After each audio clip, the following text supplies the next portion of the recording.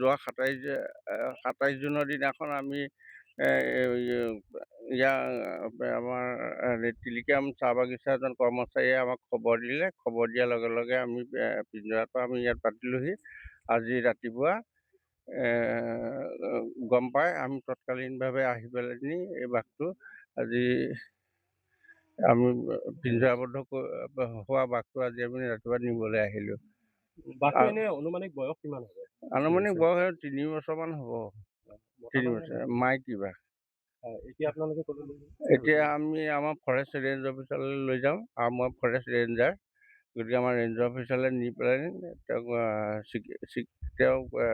চিকিৎসা কৰাম। কিবা দুখ চুখ পাইছে নেকি, তাৰপৰা হাই অথৰিটি অনুসাৰে আমি তেওঁক আজি ৰাতি আমি এইটো তেওঁলোকৰ নিৰ্দেশ মতে আমি য'ত থ'ব লাগে আমি ত'ত থৈ আহিলোঁ। মোৰ নাম গুণেশ্বৰ বৰা, মই ফৰেষ্ট ৰেঞ্জাৰ, যোৰহাট।